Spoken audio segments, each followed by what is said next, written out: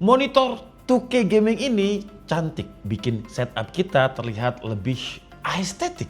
Gak cuma ngebuat setup kelihatan apik, tapi refresh rate 180Hz dan 1 millisecond response time-nya bikin experience gaming kita jadi makin asik. Apalagi fitur HDR dan white color game mode-nya kalau dipakai ngedit jadi nggak kelihatan burik. Dan masih banyak lagi yang masih bisa kita ulik. Ya udah, nggak usah panik, selamat menonton. Korban pragmatik.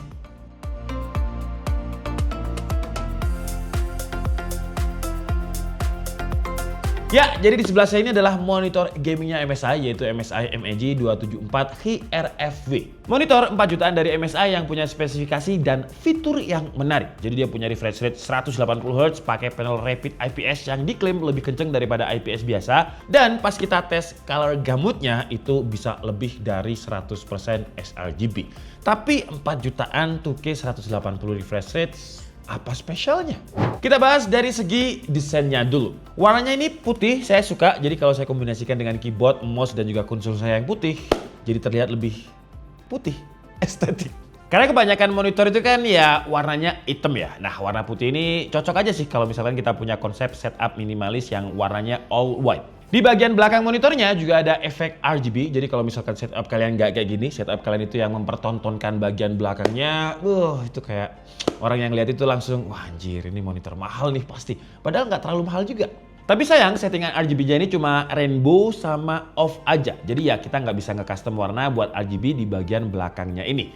Untuk kaki monitor atau stand monitornya ini dia pakai metal di bagian dalamnya tapi dilapisi lagi sama plastik. Jadi kalau misalkan rumah kalian nge-ground, kalau misalkan nggak sengaja kepegang itu nggak nyetrum.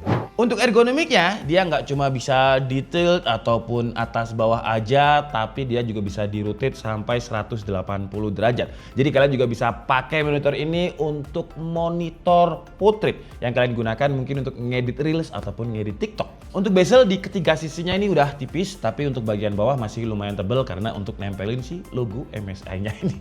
Dan sebelum saya ceritain gimana experience saya pakai monitor gaming ini selama sekitar 2 minggu, kita coba bahas spesifikasi dan bahas teknis-teknisnya dulu lah ya. Jadi dimensinya dia pakai 27 inch rapid IPS flat yang mana rapid IPS ini diklaim punya respon time 4 kali lebih cepat dibanding IPS biasa. Dan ya, monitor ini diklaim punya respon time 1 millisecond G2G atau gray to gray. Yang fitur ini lumayan penting buat game atau aplikasi yang gerakannya cepat yang fungsinya ya buat meminimalisir motion blur dan ngejaga biar visualnya cepet clear. Apalagi kalau udah umur kayak saya di kepala 3 gini ya, kalau misalkan lihat motion blur itu biasanya cepet pusing.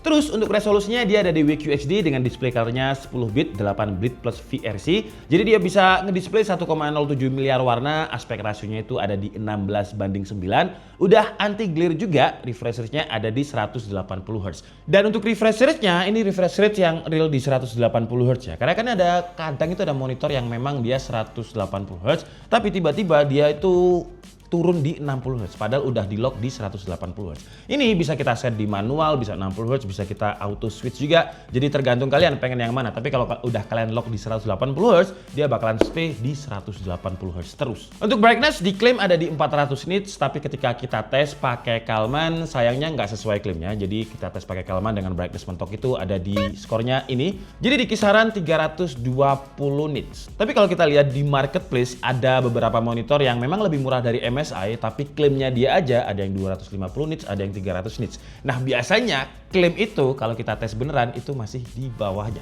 Ini klaimnya 400, tapi realitinya kalau kita tes di 320 nits, jadi masih oke lah. Terus untuk color gamut coverage-nya dia ada beberapa mode OSD ya, dan di sini kita pakai mode Eco, User, dan juga sRGB. Dan untuk klaim MSI color gamutnya itu ada di 123% sRGB, 95% P3, dan 93% Adobe RGB. Dan kalau di mode Eco kalian bisa lihat untuk sRGB, NTSC, dan juga Adobe RGB-nya ya ini di bawah klaimnya MSI sih, walaupun masih mendekati. Terus kalau di mode User kita dapat tesnya itu skor pakai Calman-nya segini, dan kalau di mode sRGB dapat color gamut-nya itu sekitar segini. Kesimpulannya dari tes color gamut-nya tadi ya di beberapa mode Eco dan User dia punya kelebihan gamut coverage yang tinggi dan color akurasinya pun meskipun banyak yang mendekati target tapi masih ada yang miss. Nah kalau kalian pakai monitor ini buat ngedit, saran saya sih pakai mode sRGB aja. Karena ketika kita tes pakai Calman kita di mode sRGB, ya warna yang paling mendekati akurat sih ya warna mode sRGB-nya tadi. Jadi kalau kita gunakan untuk editing, ngedit di sini, kita upload di YouTube, ya warnanya itu minimal masih mendekati warna asli lah. Tapi untuk grayscale testnya, warna putihnya ini nggak benar-benar putih, dia agak kebiruan. Karena untuk target average delta EITP itu kan di 5 ya, tapi monitornya ini dapat average di 9. Warna abu-abu sampai putihnya itu agak kebiruan. Dan ini udah saya coba di mode sRGB, Eco, dan juga user, ya grayscale-nya ini skornya sama lah, agak kebiruan. Tapi kalau kita ngomongin experience saya ketika main game Valorant di monitor ini, saya itu bukan pro player ya, nggak kayak Edwin GTA Dio. Selain dia review monitor, memang dia lumayan pro main Valorantnya. Kalau saya sih masih belajaran, tapi saya ngerasa kayak lebih jago aja ketika pakai refresh rate 180 Hz. Ya walaupun ujung-ujungnya tetap kalah juga sih ketika kemarin saya main Valorant pakai monitor ini, tapi lebih ke skill sih ya, bukan dari refresh rate monitornya. Karena refresh rate dari monitor ini kelok terus di 180 Hz. Ketika kita tes di UFO test juga buat refresh rate-nya, objek UFO-nya jadi kelihatan lebih clear, gak banyak blur, 180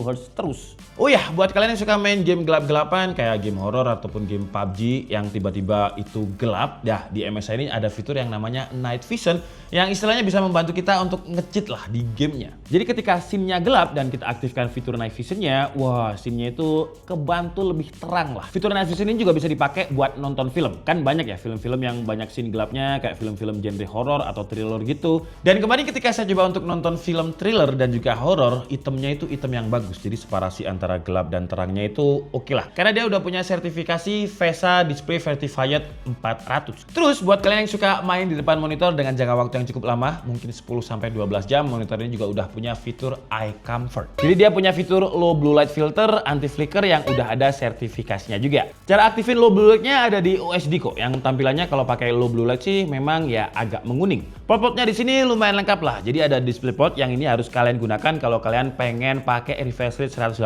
Hz. Terus ada dua port HDMI yang supportnya itu 144 Hz, ada audio jack dan ada input power. Oh ya, power dari monitor ini nggak bisa pakai kabel yang langsung listrik ke monitor ya. Jadi dia harus pakai adapter 9 volt 2,58 ampere. Yang kalau pakai adapter bawaan dari MSI ini, ya monitornya bisa lebih awet karena listriknya jadi lebih stabil. Terus untuk aplikasinya, dia nggak ada aplikasi buat setting-setting monitornya karena dia nggak ada port USB Type B. Yang biasanya USB Type B ini buat ngekonekin monitor ke PC. Tapi sebagai gantinya, MSI pasang aplikasi Gaming Intelligence yang buat setting-setting monitornya, dan setting monitornya ini bisa pakai tombol OSD. Tapi untuk tombol OSD-nya ini udah joystick dan tampilan user interface-nya pun juga mirip-mirip sama software MSI biasanya, jadi lebih user friendly lah, apalagi buat kalian yang udah terbiasa pakai interface-nya MSI. Oke lah, jadi cukup segitu aja review monitor MSI MAG274HRW kita kali ini. Harganya untuk harga resminya ya itu di 4 jutaan kalau di websitenya, tapi kalau di e-commerce kalau kalian pinter kalian bisa cari harga di bawah 4 juta. Tapi nggak usah nyari lah, nanti link pembeliannya akan saya taruh di kolom deskripsi. Dan kesimpulannya, kalau kita cuma tarik dari tuningan 2K 180 Hz 27 inch, ya MSI ini bukan monitor 27 inch 2K 180 Hz yang paling murah memang. Tapi tiap brand itu kan selalu punya tuningan yang berbeda. Ibaratnya kalau misalkan mereka masak, itu resepnya pasti beda. Kayak brightness nits-nya MSI bisa dibilang yang paling tinggi, walaupun nggak sesuai klaim ya, 320 nits-nya ini masih tinggi sih. Terus mereka juga punya OSD-nya masing-masing, software-nya masing-masing, color gamut akurasinya juga beda. Dan ngomongin color gamut, monitornya MSI ini color gamutnya kalau kita pakai di mode sRGB, dia udah pas banget sih akurasinya, nyaman. Terus bukan juga dari sisi spesifikasi panel aja, gimana kita bisa pakai monitornya dengan enak itu juga jadi poin plus. Karena untuk ergonomiknya MSI ini bukan hanya putar kiri kanan atas bawah, tapi juga bisa di-rotate sampai vertikal. Tapi saran saya ke MSI sih tuningannya mungkin bisa lebih bagus lagi ya dari defaultnya. Biar grayscale-nya itu bisa lebih akurat lagi tanpa dikalibrasi manual. Dan harusnya sih di harga 4 jutaan mungkin bisa ditambahin lagi port USB Type B yang biasanya MSI itu bisa kita kayak install aplikasi dari PC untuk ditransfer ke monitornya. Tapi overall menurut saya monitor ini masih worth it sih buat kalian yang lagi nyari monitor warna putih di kelas 2K gaming yang punya refresh rate tinggi dan respon time yang rendah. Enak buat editing, gaming, dan hiburan kayak nonton film. Dan dengan harga 4 jutaan, kalian lihat aja setup saya. Cuman ini nih, saya cuman punya keyboard warna putih yang wired, belum wireless. Ini sayang banget sih. Mungkin nanti kita ganti lah ya yang biar wireless. Biar setup putih all white-nya itu makin cakep lagi. Saya Dika Budi and see you on the next video. Bye-bye.